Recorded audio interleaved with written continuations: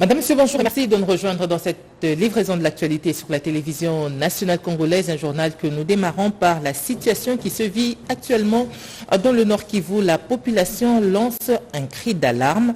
Le pont qui relie la ville de Beni à Mambasa s'est écroulé. Le porte-parole du gouverneur milite que cela est dû à un problème de surcharge. Le génie militaire se met au travail pour que la situation soit rétablie le plus vite possible. On en parle dans ce reportage. Le trafic est suspendu depuis le lundi 13 mars sur la route nationale numéro 44, axe Beni-Mambasa, suite à l'effondrement du pont reliant la province de l'Ituri à celle du Nord Kivu. L'effondrement de l'ouvrage est intervenu lors du passage d'un véhicule de grand tonnage transportant des planches en provenance de la localité de Tétouri à destination de la cité de Mambasa. Confirmation du porte-parole des FARDC, le lieutenant Gilles Ngongo. Et donc nous confirmons, en même temps nous informons que nous sommes déjà à pied d'œuvre avec notre génie militaire, avec d'autres partenaires qui peuvent nous aider à remettre en œuvre ces ponts d'une grande importance par rapport aux opérations, mais aussi à la population qui fréquente cette route. Il faut respecter les tonnages, donc c'est un problème de surcharge. Il ne fallait pas que ces véhicules puissent traverser avec ces poids, parce que il faut le signaler qu'il y avait déjà un petit problème, mais c'est ce qui a fait à ce que nous puissions arriver à cet événement. Nous allons faire le plus vite possible pour que ces ponts soient réhabilités. Cela va permettre la libre circulation des personnes et de leurs biens, mais aussi faciliter les mouvements des militaires. Long de 45 mètres, construit en 1935, la rupture des trafics sur ces ponts pourrait occasionner de nombreuses conséquences, notamment économiques par exemple. Il se sent déjà les germes de la hausse des prix des produits de première nécessité, généralement provenant du Nord Kivu. La République démocratique du Congo plaide pour une condamnation à l'unanimité du Rwanda par les parlementaires du monde réunis à Bayern lors de la 3e journée. Ces parlementaires en sont également penchés sur les traités pour traiter le cas de la cybercriminalité. On en parle avec Robert Ndaye.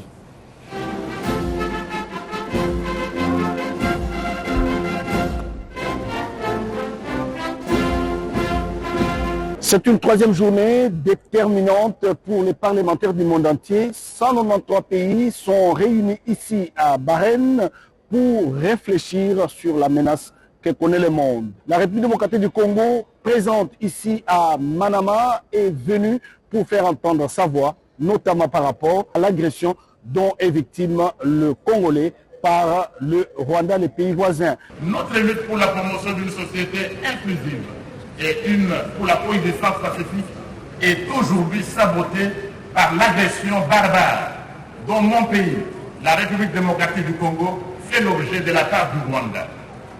En réalité, la lutte du Rwanda, son agression contre notre pays est motivée par le pillage des immenses ressources naturelles dont dispose mon pays. André Mbata a condamné le silence coupable de la communauté internationale, ce qu'il qualifie d'un génocide oublié. Je crois que le moment est venu pour que les parlementaires du monde entier se ressaisissent et qu'ils regardent ce qui se passe, la crise la plus profonde qui se passe dans le pays, pour que ce pays puisse dire non à l'agression rwandaise de la RDC et qu'il puisse contribuer à la promotion des valeurs de paix et des droits de l'homme en République démocratique du Congo. Nous ne pouvons pas, Monsieur le Président, être si hypocrites et prétendre lutter contre l'agression nucléaire, les violations des droits de l'homme ici et telle part. Et quand il a dit qu'il s'arrive pour la RDC, fermer les yeux, tout simplement pour plaire. Non, that should be brought to an end. We need your support. We need the whole world to understand what is happening in the DRC. Depuis Manama au Bayern, Robert Ndaye pour la RTNC. À Kinshasa, les députés provinciaux ont de quoi se réjouir. Leur requête a abouti. Les émoluments du mois de décembre et janvier sont déjà prêts. Le Premier ministre les a rassurés. C'était en présence du ministre du Budget et celui de Finances. On en parle avec plus de détails avec Pati Tondongo. Il est sorti satisfait d'apprendre que ces émoluments du mois de décembre et janvier sont déjà disponibles à la banque. Les collectifs des députés provinciaux de la République démocratique du Congo qui est venu soumettre au Premier ministre Jean-Michel Sama Lukonde Kyenge ses doléances à rapport avec les arriérés de ces émoluments a juste forcé une porte déjà ouverte. Nous avons rappelé le mois de décembre qui n'était pas payé, les mois de janvier et de février, et le Premier ministre nous a certifié, ça a été aussi confirmé par le ministre des Finances, que les mois de décembre et de janvier se trouveraient déjà à la banque. Nous avons parlé des arriérés, nous avons parlé des litiges. Donc le Premier ministre a vraiment une oreille attentive. Ont été conviés à cette rencontre les ministres d'État au budget et celui des Finances. L'implication du chef du gouvernement dans la régularisation du paiement de ces émoluments, un véritable ouf de soulagement pour les députés provinciaux. Et puis, la prime de l'encadrement du personnel administratif de l'EPST, le départ à la retraite des enseignants, deux sujets majeurs au menu des échanges entre le vice-premier ministre, ministre de la fonction publique et le ministre de l'EPST, Tony Mwaba. C'est un reportage de Nadine Kilosho-Mastajabon. La réforme telle que voulue par le chef de l'État, Félix-Antoine Tshisekedi Tshilombo, concerne tous les secteurs ayant en leur sein l'administration publique. C'est dans cette optique que le vice-premier ministre, ministre en charge de la fonction publique, Jean-Pierre Liaou, a reçu le mardi 14 mars 2023 le ministre de l'enseignement primaire, secondaire et technique, Tony Mwaba, venu lui poser un certain nombre de problèmes, dont la question de la retraite des enseignants et la prime d'encadrement de la paie des agents administratifs de l'EPST. L'EPST déjà avait amorcé le processus de la mise à la retraite progressive du personnel enseignant. Et au cours de ce processus, la CINSAP est intervenue et elle est désormais opérationnelle. Maintenant, il faut mettre en place un mécanisme de collaboration entre la CINSAP, au travers la fonction publique et les ministères de l'EPST. Le deuxième point, c'est en rapport avec la prime d'encadrement de la paie qui est payée aux agents et cadres qui relèvent du régime général mais qui ont été affectés au niveau de l'EPST. Il y a une prime qui est payée avec les crédits de l'EPST. Il y a eu des problèmes lors de la paie du mois de septembre. Il fallait nettoyer les listes déclaratives qui ont été envoyées à la direction de la paie et nous avons amorcé ces contrôles-là. Le contrôle a eu lieu et nous avons envoyé officiellement les rapports chez les VPM parce que vraiment, il y a un écart entre les listes déclaratives et des bénéficiaires de cette prime et les effectifs sur terrain. La commission interministérielle décidée par le VPM Jean-Pierre Liaou et le ministre de l'EPST pourra examiner ces questions spécifiques. Dans un briefing co-animé avec le ministre de la Communication et Médias, le vice-premier ministre en charge des affaires étrangères est revenu sur la visite récente en RDC d'une délégation du Conseil de sécurité des Nations Unies. Et selon Christophe Lutundula, l'objectif était aussi de permettre à cette délégation de comprendre les vraies causes de l'insécurité dans la partie est de la RDC. On l'écoute. Nous avons reçu du 9, si je ne m'abuse, au 11 de ce mois, la visite d'une délégation de 15 membres du Conseil de sécurité des Nations Unies. L'objet de la rencontre, de la mission, j'allais dire, d'après la communication qui nous a été faite par les missionnaires eux-mêmes, était de venir entendre des dirigeants congolais ce que nous pouvons faire ensemble avec les Nations Unies. Comment, ça c'est eux-mêmes qui ont donné ces éléments, qui se sont exprimés, comment faire en sorte que le partenariat entre les Nations Unies et la RDC s'améliore et rencontre ce que veut le peuple congolais et que les Nations Unies apportent véritablement une contribution à la solution particulièrement de la crise sécuritaire que nous connaissons depuis pratiquement 23 ans. Nous avons, par la voix de M. le Premier ministre et même du chef de l'État, quand il a reçu la délégation dans la soirée, remercié les Nations Unies, en particulier le Conseil de sécurité, pour avoir pensé venir parler avec nous, vous vous en doutez, de ces questions qui sont essentielles. Le Premier ministre comme le chef de l'État ont remercié aussi le Conseil de sécurité d'avoir enfin compris qu'il fallait lever la mesure injuste et injustifiée des notifications d'achat et, pour ne pas dire, des ventes des armes et autres matériels de guerre à la RDC. L'ancien président de la centrale électorale, Corneille Nangaa, a reçu des éclaircissements concernant certaines questions, notamment la qualité de la photo en noir et blanc sur la carte d'électeur, les faux chiffres quant au nombre des électeurs enrôlés dans l'ère opérationnelle. C'est le deuxième vice-président de la CENI qui a tenu une conférence de presse à laquelle il a donné toutes ces précisions. On en parle dans ce reportage. Devant la presse, le deuxième vice-président de la Commission électorale nationale indépendante a donné chiffre à l'appui le nombre des enrôlés de toutes les aires opérationnelles. À ce jour, la centrale électorale enregistre 34 millions d'enrôlés. La machine électorale est donc en marche et rien ne pourra l'arrêter, affirme Didier Manara-Linga. Et le deuxième point, qui est le plus important pour notre pays, c'est l'organisation des élections générales à date, c'est-à-dire dans le délai constitutionnel. Et laissez-moi vous préciser ici d'entrée de jeu que votre commission, pilotée par le président Denis Kadima, n'a pas changé de narratif. Nous allons organiser ces élections dans le délai constitutionnel et lorsque vous regardez, vous jetez un coup d'œil dans le calendrier, c'est le 20 décembre de cette année que ces élections auront lieu. Et le mot glissement, comme l'a toujours insinué le président Denis Kadima, n'est pas dans notre vocabulaire. Le deuxième vice-président de la CENI a réagi aux propos de l'ancien président de la CENI, Corneille Nangaa.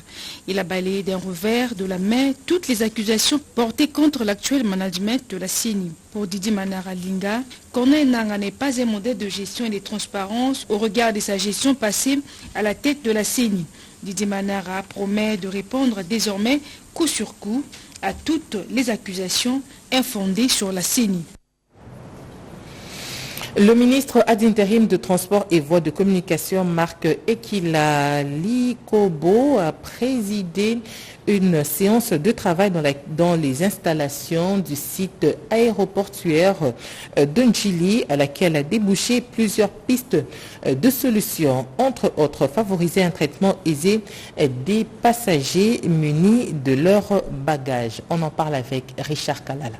Redorer l'image de l'aéroport international d'Ndjili, qui est un reflet de la République démocratique du Congo, passe également par l'assainissement de qualité de services rendus, mais aussi favoriser un traitement aisé de passagers avec leurs bagages, tout en évitant la sursaturation du tarmac par de services moins vitaux.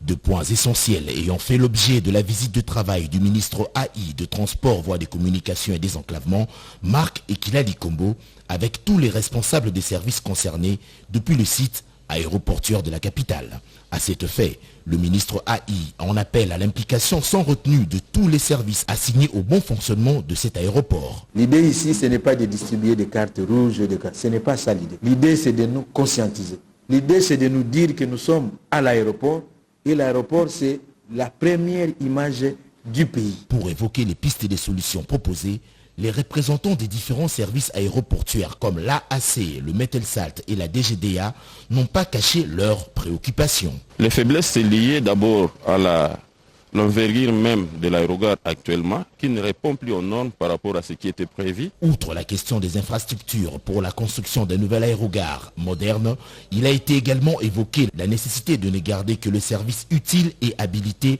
à travailler à l'aéroport. Avant de prendre la route, le ministre AI de Transport, Voies des Communications et Désenclavement, Marc Ekila, a visité le bureau de la météo aéronautique et a pris connaissance des conditions techniques de l'Airbus A320 de la compagnie aérienne Congo Airways, de retour au pays après 2 mois de check en Tunisie. Le tronçon Boma-Malelo dans le bief maritime du fleuve Congo était devenu impraticable suite à une dégradation très avancée de ce trajet au niveau du seuil Papyrus. La Congolaise de Voies Maritimes a effectué un travail de 3 jours de dragage pour rétablir le trafic maritime. Christine Lenzo.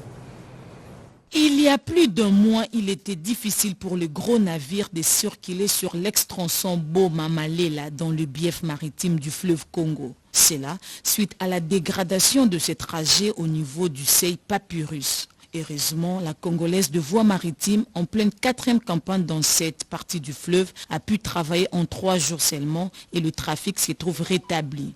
Constat fait par la délégation du comité de surveillance du partenariat CVM-FEC portant sur la gestion d'une redevance additionnelle d'appui au dragage en séjour à Boma pour évaluer les travaux de cette 4e campagne de dragage complémentaire exécutée par la drague Fachi. De Boma à Malela à bord du baliseur Singini, les experts du comité de surveillance du partenariat CVM-FEC et le directeur général Christine Toussé ont rejoint la drague Fachi au niveau de Malela.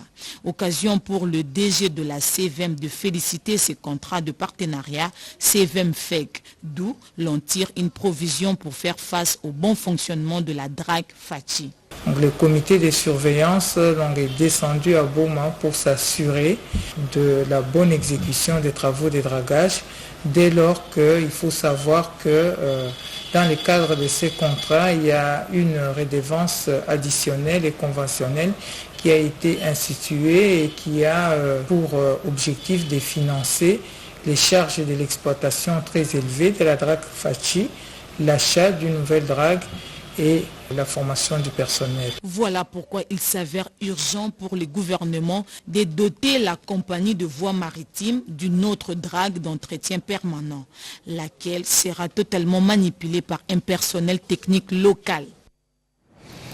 Le secrétariat permanent de l'OADA a organisé un atelier de promotion des modes alternatifs de règlement des différends, et ce en collaboration avec la Commission nationale de l'OADA RDC dans le cadre du programme d'appui à l'intégration régionale et à l'investissement en Afrique centrale. C'est le secrétaire permanent de l'OADA, Emmanuel Soudibi, qui a ouvert ses travaux.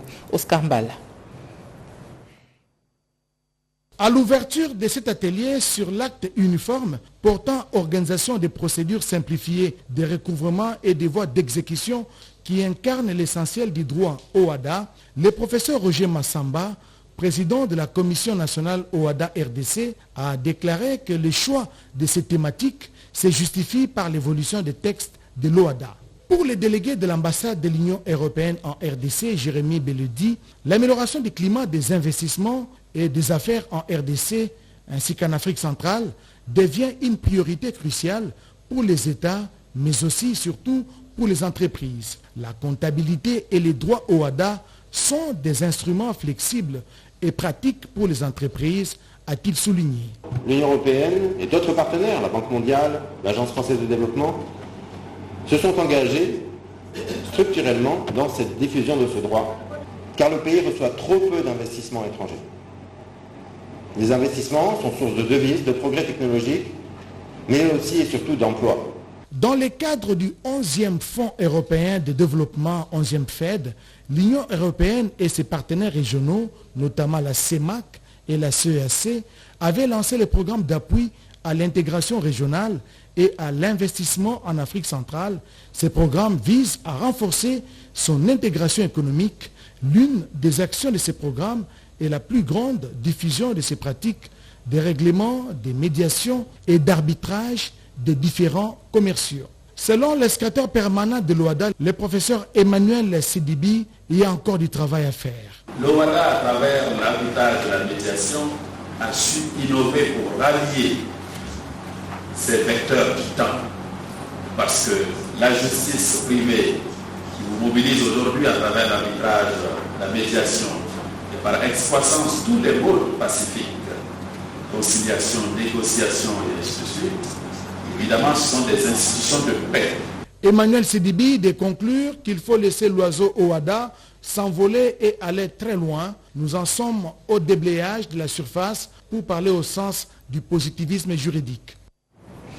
Et dans le cadre du projet PRISE, la ville de Mbuji-Mayi va bientôt inaugurer les travaux d'alimentation en eau potable, l'eau 1, sous les financements de la Banque africaine de développement. Des essais techniques de pression et d'étanchéité ont été effectués. La ville de Mbuji-Mayi retrouve de l'eau potable après plusieurs années. Iverson Kabwaba. Et tout concentré sur ces images entoilées pour se rendre compte de la révolution du numérique dans le monde du travail. Les autorités de l'Inspection générale des finances ont organisé cette journée de formation à l'intention de son personnel féminin. Question de le mettre au pas de l'évolution de la technologie, car derrière l'informatique, les femmes restent encore peu formées. Cette formation a été dispensée par les spécialistes du Centre Smart Academy qui s'est appuyé sur le thème national « Éducation numérique égalitaire pour la paix et autonomisation des femmes et de filles en RDC ». L'orateur a démontré la nécessité pour la femme de maîtriser l'outil informatique et toutes les innovations que le digital apporte dans le monde du travail. Pour le chef des brigades des provinces et entités provinciales et décentralisées, Rita Mandamuna, la femme de l'IGF ne devrait pas rester en marge du numérique et de la technologie. Les femmes ont droit à une formation. C'est comme ça que les thèmes de l'année a coïncidé avec les thèmes proposés par l'animateur et nous avons mordu sur la maison. Et surtout que nous sommes des utilisatrices de cet outil. L'assistance composée de femmes inspecteurs, agents et cadres de l'IGF a été très respective. Objectif poursuivi est qu'au sortir de cette formation, chaque femme puisse maîtriser le langage informatique. Nous sommes allés vite en besogne. Il s'agissait plutôt des agents féminins de l'Inspection générale de finances qui ont été outillés à la maîtrise de l'outil informatique, une formation donnée par les spécialistes de Smart Academy. Revenons à présent sur ce projet PRISM, un projet qui vise l'inauguration des travaux d'alimentation en eau potable à Mbuji-Mayi et ce sous le financement de la Banque africaine de développement. La population de la ville de Mbuji-Mayi au Kasaï oriental félicite le président de la République démocratique du Congo, Félix-Antoine Tshisekedi Tshilombo, pour la concrétisation de sa promesse électorale. Mbuji-Mayi attend l'arrivée du chef de l'État pour l'inauguration des travaux d'adduction en eau potable construits dans le cadre du projet PRISE. Plus de 15 ans après, l'eau coule à Mbuji-Mayi grâce au président de la République. C'est la première fois pour nous de voir l'eau couler au robinet dans notre quartier Le Senga sur l'avenue Katisambi dans la commune de Dilou. Nous louons Dieu et nous remercions le chef de l'État parce que nos mamans ont beaucoup souffert. Elles partent très loin à la recherche d'eau à côté des tondeurs. Certaines jeunes filles étaient dérangées par les inciviques. Merci au chef de l'État, Mohamed Wakanyinda, pour avoir songé à nous. Nous les vieux, nous avons beaucoup souffert pour un marché central, deux fois à la rivière Mouya. Trop souvent que le chef de l'État vient de faire pour nous. Cette remise officielle des ouvrages construits par le projet PRISE pourrait constituer un joli cadeau du mois de mars du chef de l'État à toutes les mamans et jeunes filles de la ville de Mbuji-Mayi. Il permet aussi de matérialiser la vision du chef de l'État seul d'améliorer la vie sociale des natifs du Kasaï oriental. Un atelier d'identification des axes routiers PDR 145 territoires s'est tenu dans le Bazuélé. C'était en présence des administrateurs de territoire, chefs coutumiers et autres personnalités. La structure du génie civil veut pour ce faire construire des structures énergétiques et électriques. Reportage.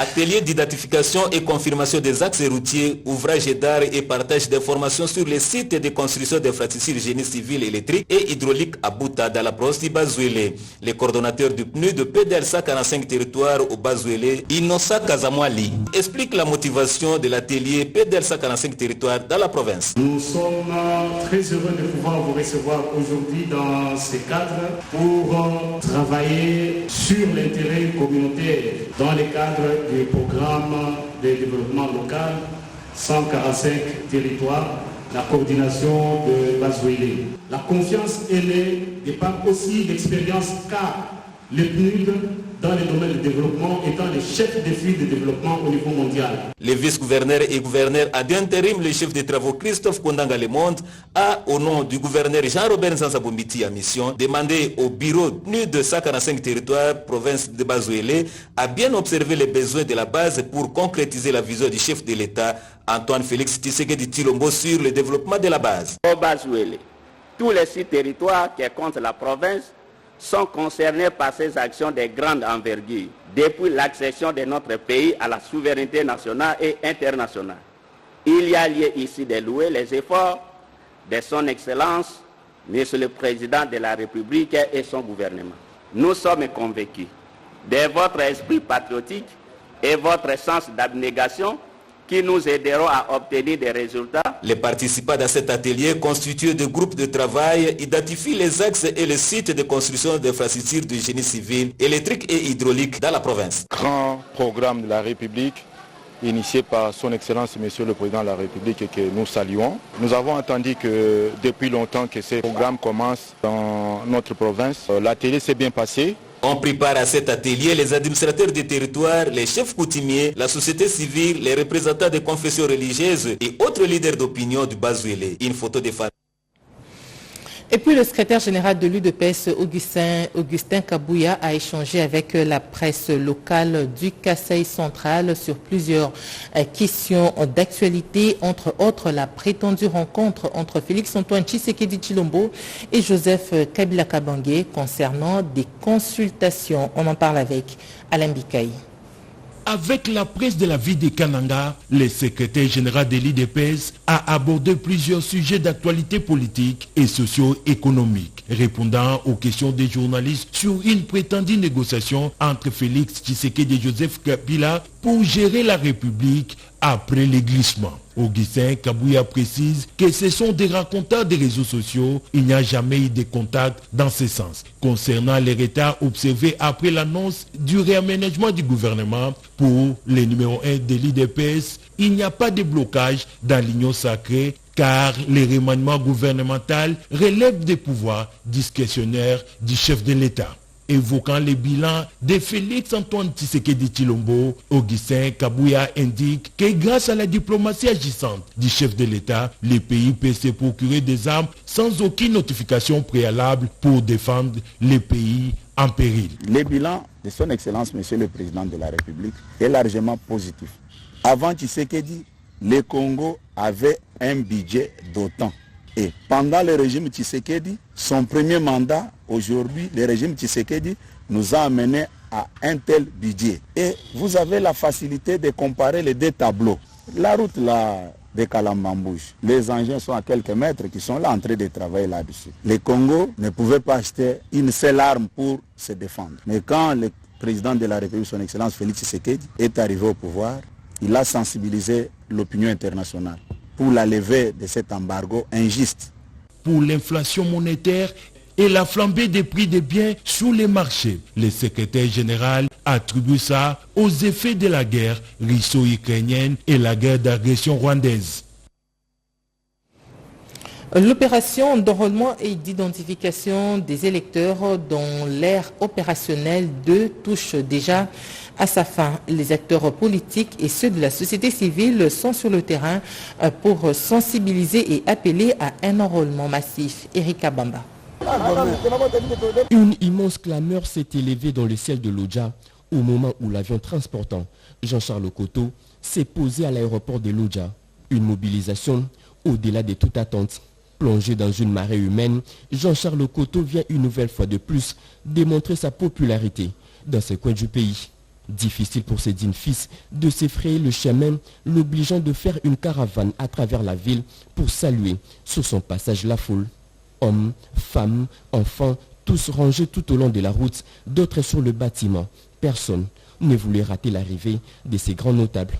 Une foule nombreuse, difficile à évaluer exactement, au point que son véhicule est resté quasiment bloqué, l'obligeant de faire le pied pour communier avec sa base avant de rejoindre une place aménagée pour parler à ses fidèles sympathisants. Sur le lieu du meeting, un podium de circonstances a été rangé. Jean-Charles Koto s'est adressé à la population qui était là, l'exhortant à l'appropriation de l'opération de l'enrôlement, seul moyen possible pour la reconduction du mandat du chef de l'État, Félix Antoine Tshisekedi Tshilombo, à la magistrature suprême, et aussi lui offrir une majorité écrasante au Parlement.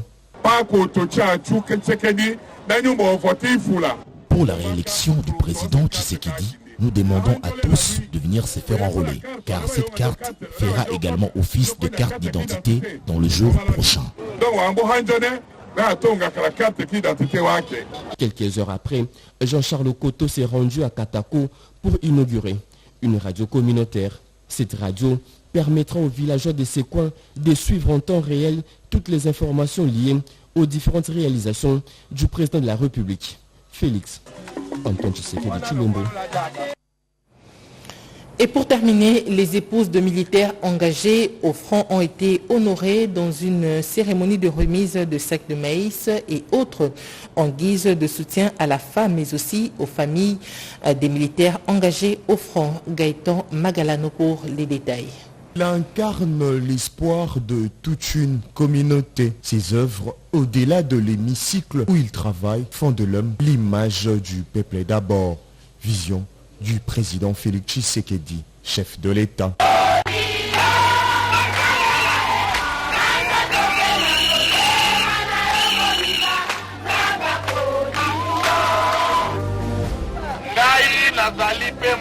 Je suis fils d'une vendeuse de pain.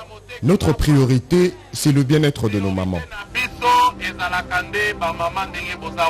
Auguste Kalonji, surnommé Monsieur Terre Jaune, change petit à petit le quotidien de ses semblables. Aujourd'hui, ces femmes louent l'acte posé par l'homme, la remise de plus ou moins 2000 sacs de sémoule et autres à ses épouses de militaires engagées au front pour défendre la mère patrie. Que ce Dieu qui lui a donné cette volonté de nous aider se souvienne de lui. Que Dieu bénisse ses œuvres durant sa vie sur terre. Redonner espoir, améliorer le quotidien des épouses et enfants militaires en cette période d'agression rwandaise sur le sol congolais, mais aussi de la femme en général, en ces mois dédiés à la femme, font partie du cheval de bataille de l'élu de la Tchangou. Auguste Kalonji, meilleur élève de l'école du peuple d'abord, du chef de l'État, pour l'amélioration. Ce journal est terminé. Nous vous disons merci de nous avoir suivis. Merci à toute l'équipe qui a travaillé à la réalisation. Patrick Bakwila, Yamulamba, Pecho Mubenga, Yakasongo. L'équipe technique était assurée par Joseph Nzenzo, José Dimonekene, Ruben Kumbu. Un journal coordonné par Jacques Kabwaba, Mukumina Sedouga. L'information continue sur nos antennes. Retrouvez à 13h30 Tétis Sambadanaï. Au revoir et à la prochaine.